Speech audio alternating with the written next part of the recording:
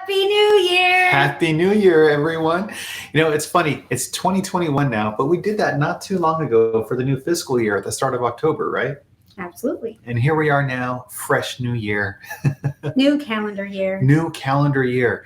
Well, this show is all about looking forwards and planning for FY21 or calendar year 2021. And then also looking at some strategies and looking backwards and planning to go forwards. Did all Reverse that make sense? Yeah. We're all good. Let's roll it.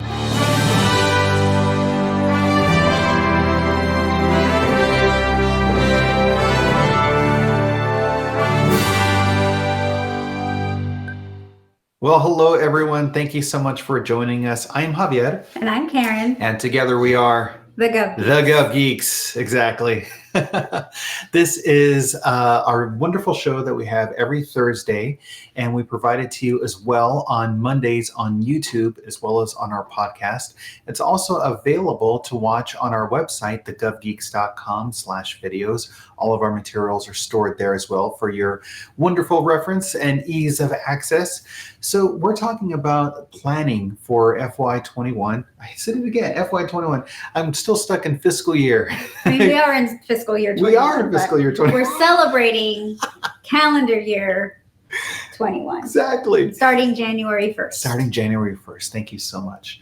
So we wanted to give you some strategies to help you plan and chart a good course going forward.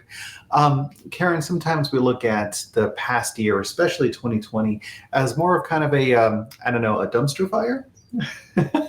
I know we've had a bit of images and little, like this one. I love it. You have your 2021 band, and I'm just casually slurping some soda, looking at the dumpster fire that was 2020. But what are your thoughts on the whole thing? Well, it's funny because you see that image pretty much every new year. Yeah.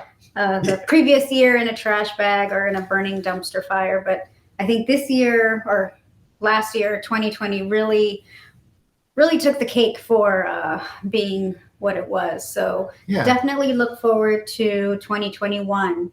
But in order to move forward, oftentimes we have to look backwards or inwards to reflect on the year before, what happened, what we enjoyed, what we didn't.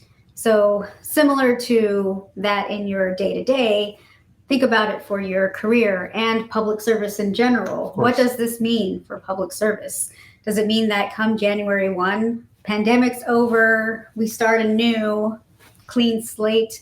Not necessarily. Right. So there's no big reset button that's available. If only. But the mission still goes on. So what do we do as public servants to continue and move forward? Well, thank you so much for framing it that way, because we just really needed to point out the obvious that 2020 was, of course, a very challenging year. There was a lot of stuff that all of us dealt with, some more than others. But the strategies that we have for you today are all about how do we use this information as a way to help us move forward?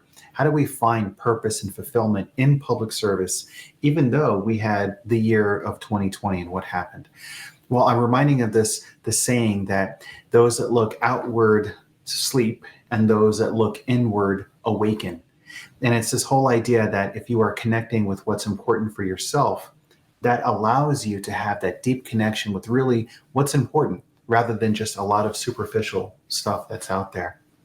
So with that said, we have 3 strategies that we are excited to share with you. And the first one is, drum roll please, look back with gratitude. Karen, we've talked about gratitude a couple of times before. What are your thoughts on gratitude? Looking back with gratitude, I see it as just being thankful for the opportunities, thankful for the challenges, as hard as they were, trying to find that silver lining in last year and how to move forward with what we've learned. Right. How to move forward with what we've learned. And I think that gratitude is really just a mindset. It's a tool that we can use to allow ourselves to really process what's happening around us and to understand and conceptualize everything. So for me, some of the things that I'm grateful for in looking back at 2020, the Gov Geeks was able to move forward in a lot of great ways, from coaching certifications and larger engagement opportunities to really valuable people that have become a part of the Gov Geeks community, that have joined this Gov Geekdom. People have been a lot more engaged, a lot more involved, and I'm just so grateful for that. And that's something that I think the more you continue to think through and revel in that happiness about what you're feeling, about what you're grateful for, that allows us to feel that sense of, well, really fulfillment. And then we can use that as a meaning to kind of move forward. So being thankful and also taking stock of any accomplishments that occurred. So whether it be during maybe some time that you found you had more of, what did you do with that extra time? Right. Did you develop yourself? Did you seek out other opportunities? Did you work on a skill that maybe you forgot you had, or you found a new skill? Things like that, where you just, again, think back to what you were doing and anything that can help you move along to 2021 and make 2021 successful and hopefully better than 2020. Sure.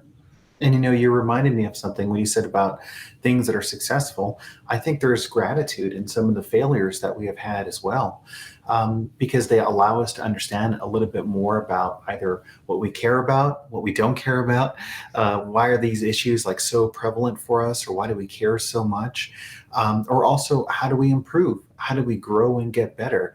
If everything that we did was 100% all of the time, well, how fun would that be if there's no challenge really that's And how involved? are you growing? How are you growing? Exactly. So even through the challenges and the struggles, there's also room to really find where in that struggle lies some of the greatest things that we can learn from and benefit from. So that is number one, look back with gratitude. And so for our second strategy, it's really about connecting with what resonates.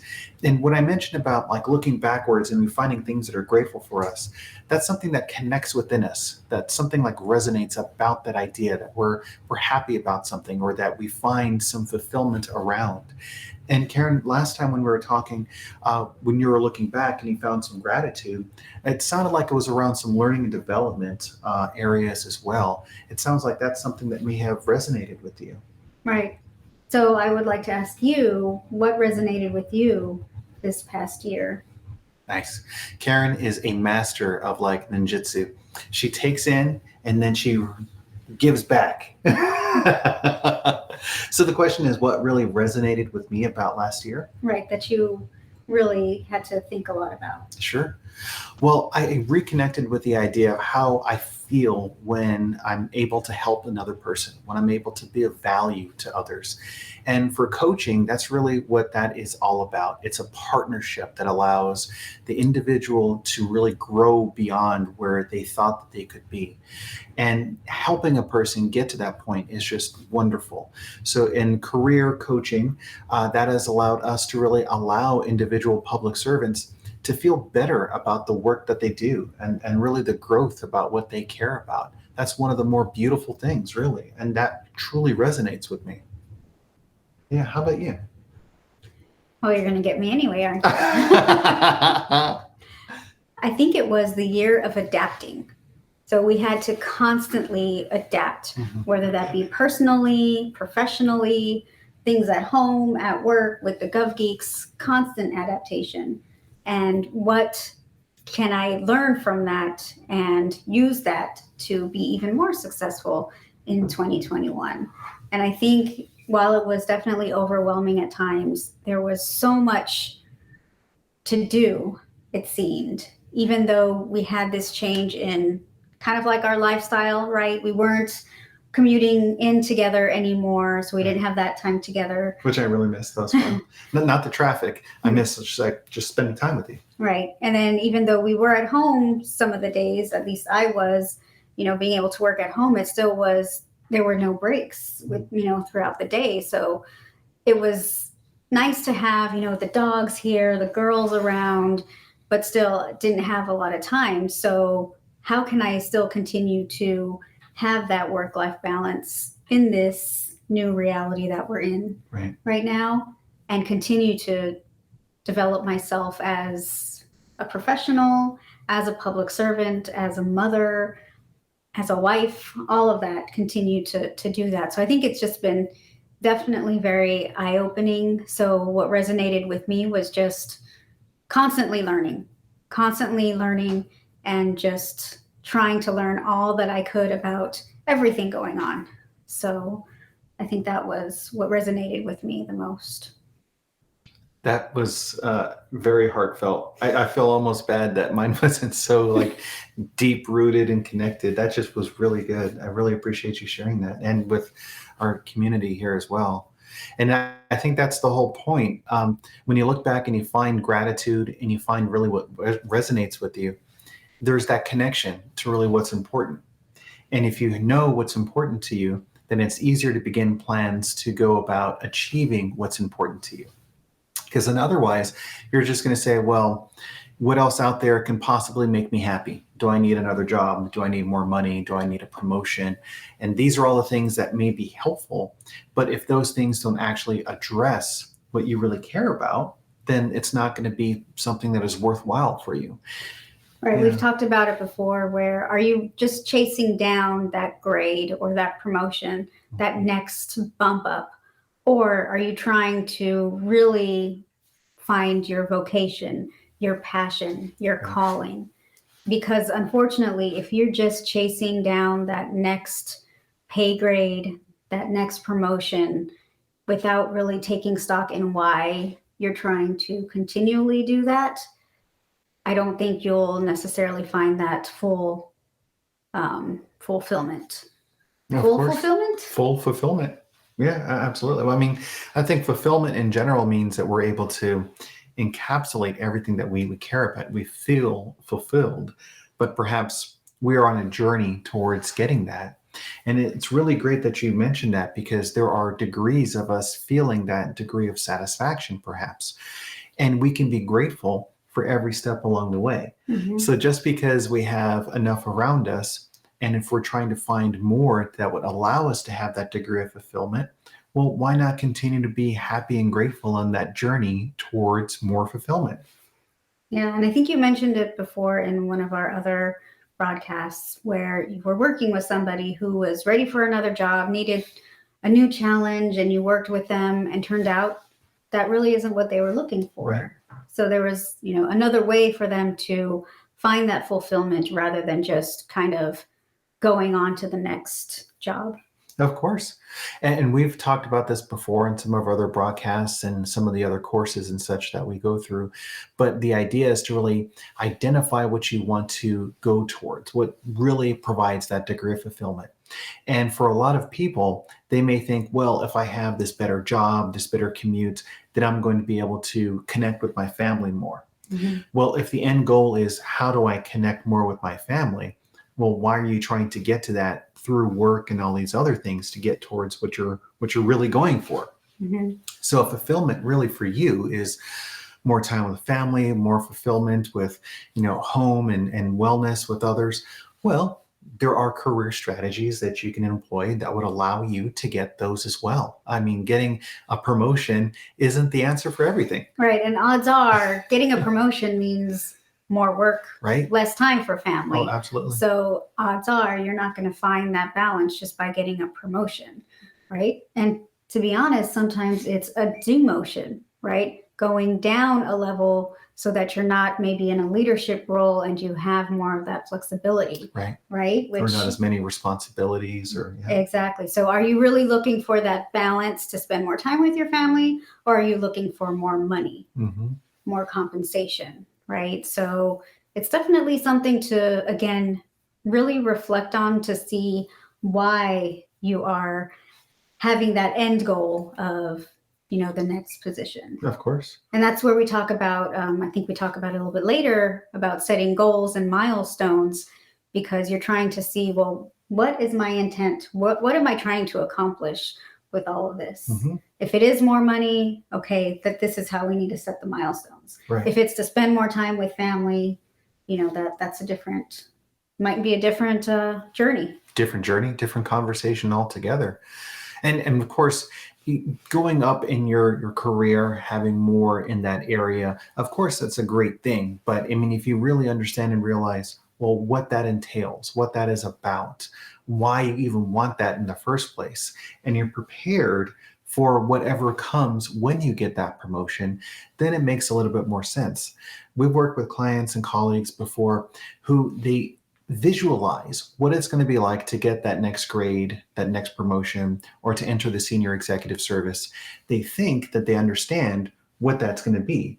And then when they have the chance to assume that position later on, and their expectations do not meet what the realities of the situation are, then it causes even more distress for them because they thought that they were going to get closer to what they really were looking for in fulfillment. But in fact, they were nowhere near that. And they may have even moved further away from that, which could be even worse. Right. And I think you have an exercise in your coaching repertoire where you actually kind of hone in on some of those imbalances to identify, what is really the underlying issue, which is definitely helpful. I know it's definitely helpful for me to go through it to see kind of like, oh, well, definitely need to work more on exercise. I mean, I guess we all do, but, having that outlet. And I know when we were doing kickboxing, that was incredibly fun and stress relieving.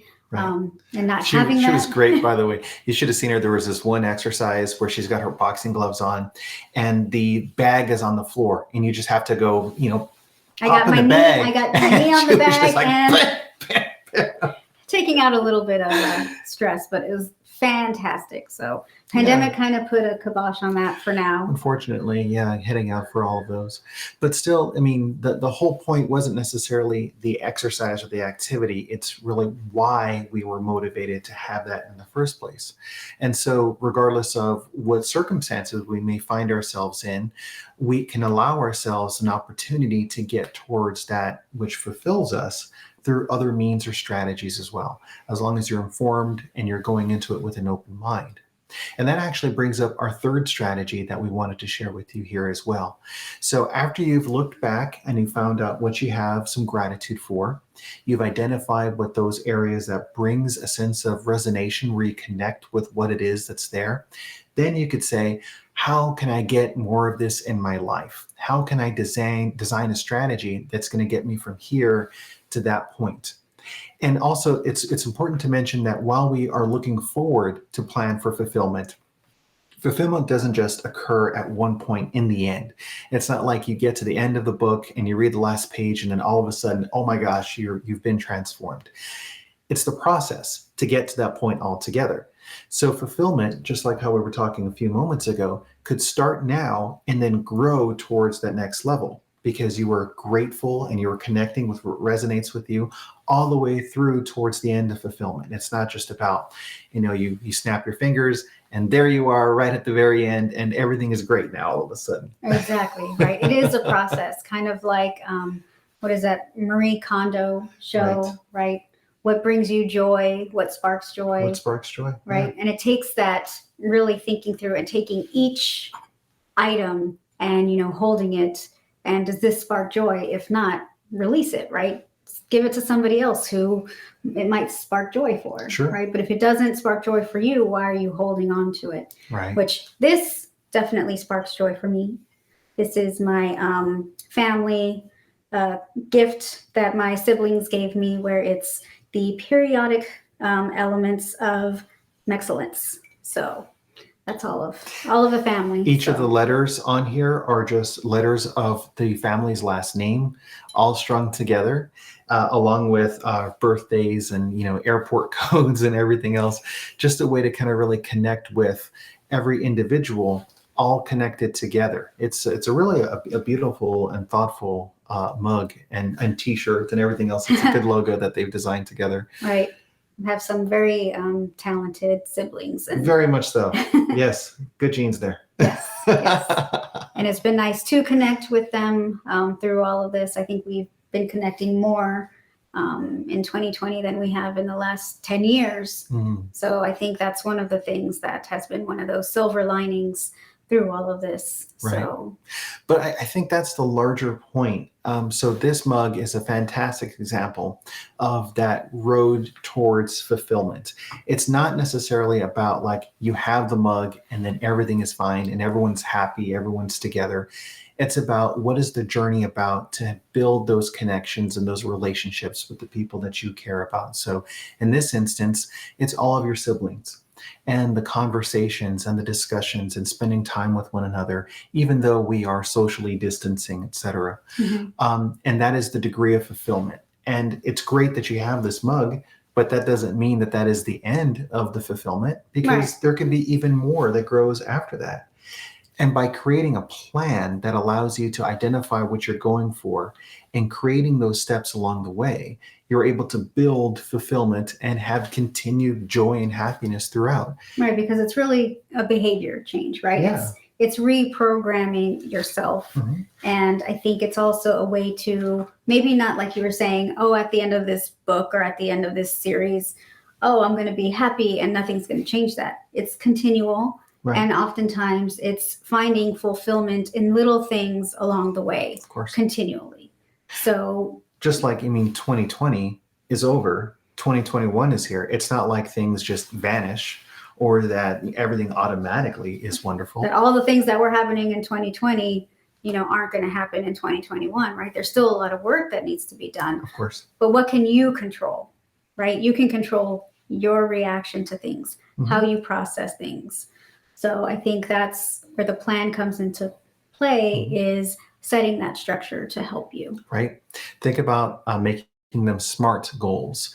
They're specific, they're measurable, they're attainable, they are realistic, and they're also timely. So just think through that and also allow yourself to really enjoy the growth from start all the way towards the end and then beyond even that as well, because you're on the right track.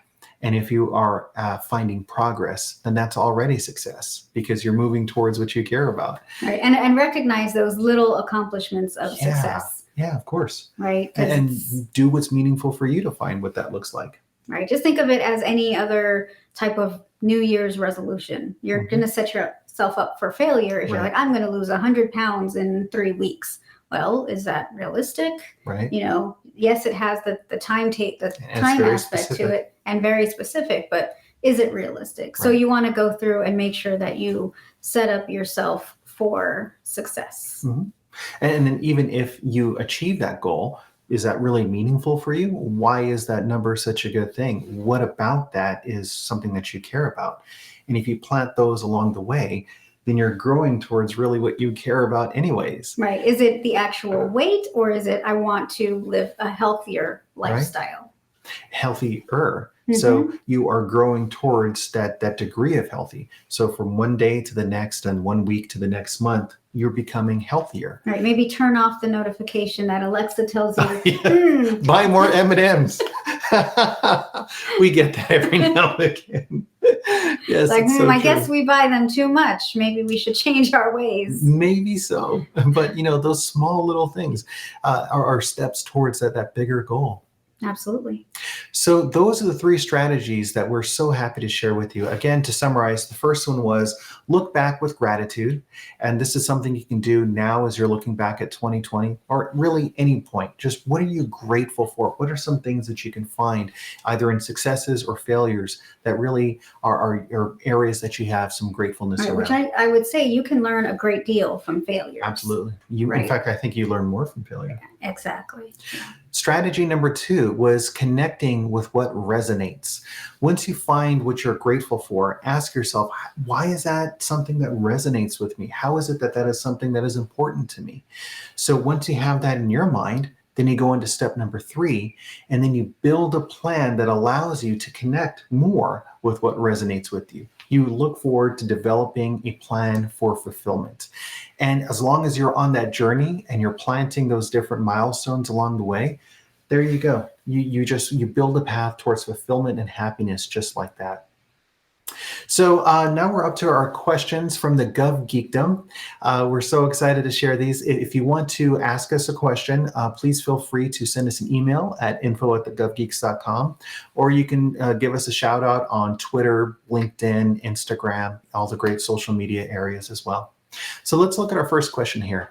The first one is, government employees get a bad rap in the media. How do I manage that? Right. We don't have a specific PR firm that helps us with that. But I would say one of the, things that I've seen is for the U.S. Postal Service. Oh, yeah. The Operation Santa. Mhm. We watched that documentary this holiday season, and it was definitely inspiring. Yes, it was.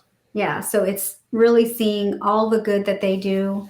As much as we were, biting our nails with, why are all these delays happening? Yeah. Well, come on, there's a pandemic. They're dealing with an influx Right. of orders when we can't, which is good, right? It's Right. good that people are ordering and not going in person, right? So just one of those things where that's a huge effort, right? You have basically a documentary that's created about your organization Sure. to help, right? Not everybody can do that, but it's really, again, what can you control?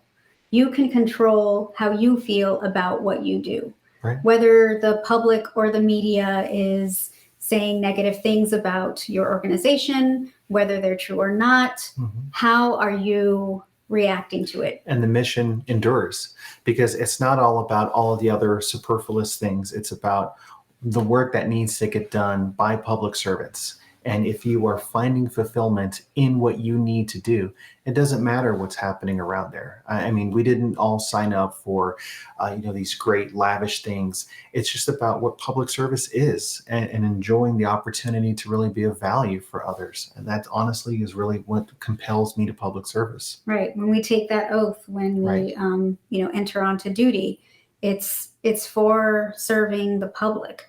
And I think if you are getting into public service for accolades and for all good press and all sorts of, kudos, it may not be the right place for you. I know for both of us, we just do what we do for the mission, Right. and because we're drawn to it. And if you don't have that desire, if it doesn't resonate with you, then it may not be something that you want to go towards. There's nothing which is wrong with fine. that. Absolutely. But that's what public service is. So the question number 2, what's the best way to get a government job? I don't know that there's any one way that is the best way. What's the best way for you? I think Exactly. it depends on each person. For you, your profession, your area, I can say you could be a contractor that becomes a federal employee. You could become a recent graduate and then join a pathways program that allows you to enter in more non-competitively towards some positions. You could be highly skilled in your area and get a direct hire authority initiative to get brought on.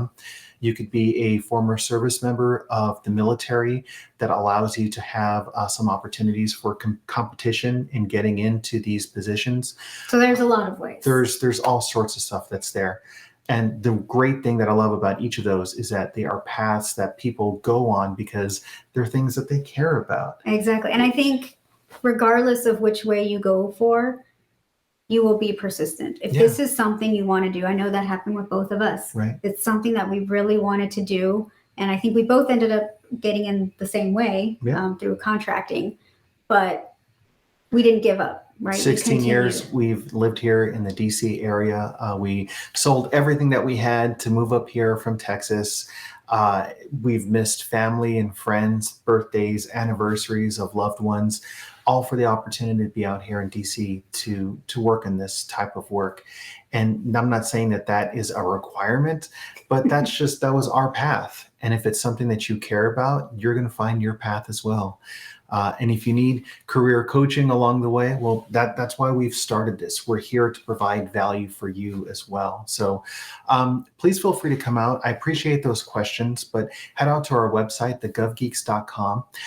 You can also sign up for our upcoming 14-day Gov Geek Challenge. This is a fantastic challenge. It only takes takes 14 days, begins on January 12th. And through the process, you get a career coaching plan for your career and for your strategy for development and growth. You get your strategies on how to write a great resume, do great in your interviews, and then really ultimately have that degree of fulfillment. So some of the strategies that we talked about in tonight's session are some of the ones that we really have available there as well. So Karen, are there any other things that you had in mind for our, looking backwards at 2020 and the mission of public service enduring in 2021? Well, I think to look forward to 2021, and after a huge year of adapting to challenges, I know we're offering also every Wednesday on LinkedIn. Yes, you did correct. A session where it's on resume building, and it's a 9-part series. Yes, that's right. So every Wednesday on LinkedIn. Every Wednesday you can spend time with this geek right here. Absolutely, that's me. Happy to do that. Bow tie and all. Thank you again so much for being here, Karen, and I really appreciate it. We are grateful for you. This is what really resonates with us. So we plan to do a lot more of this to bring about more fulfillment for our lives and offer more value to you as well. Yeah. Please feel free to let us know what resonates with you. Mm-hmm. And thank you again for a wonderful year. And we look forward to an awesome 2021. Well said. Take care.